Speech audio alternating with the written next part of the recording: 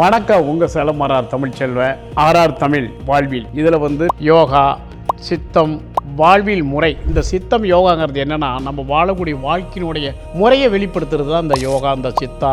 நம்மளுடைய பயிற்சிகள் அனைத்துமே, அது உணவு முறைகளாக இருக்கட்டும், இல்லை யோகாவாக இருக்கட்டும், சித்த மருந்துகளாக இருக்கட்டும், இது எல்லாமே நம்ம நல்ல ஒரு கை தேர்ந்த நம்மளுடைய டாக்டர் அகத்தியர் சித்த வைத்தியர் பதிலளிக்க இருக்கிறாங்க. நீங்கள் இதை கண்டு பார்த்து வாழ்க்கையில் அதை பயன்படுத்திக்கிங்க, கொஞ்சமாவது நடைமுறைப்படுத்துங்க. இன்றைக்கி அத்தகைய நோயில் நம்ம மாட்டிக்கிட்டு இருக்கிறோம். மிக சுருக்கமாக சொல்லுகின்றேன், சித்தம் என்பதும் யோகா என்பதும் நம்ம வாழ்வினுடைய முறை, நம்ம வாழ்க்கையின் முறை அது என்பதை உணர்ந்து நீங்கள் உடல்நலம் பெறுங்க. நன்றி, வணக்கம்.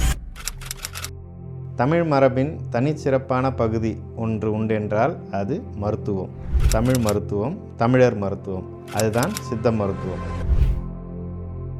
சித்தர்களின் ஆய்வுக்களம் அறிவியலும் ஆன்மீகமும்.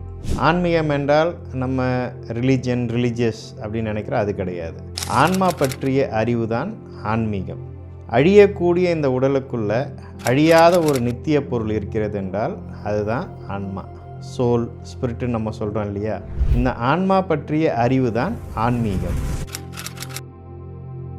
சித்தர்கள் யார் அப்படின்னா, மெய்ஞானம், மெய்யறிவு, இந்த நிலையை அடைந்தவர்கள். மெய்ஞானம் என்பது இயற்கையோடு இணைந்து இயங்குதல். இதை தான் மெய்ஞானம்னு சொல்லுவாங்க.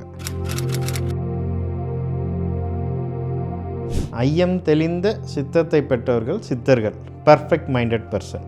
உடம்பால் அழியின் உயிரால் அழிவர் என்பதை உணர்ந்து யோக சாதனத்தின் மூலமாக உடலின் அணுவாதி தத்துவங்களை மாற்றி நரை, திரை, பிணி, மூப்பு, சாக்காடு இவைகளை வென்றவர்கள் சித்தர்கள்.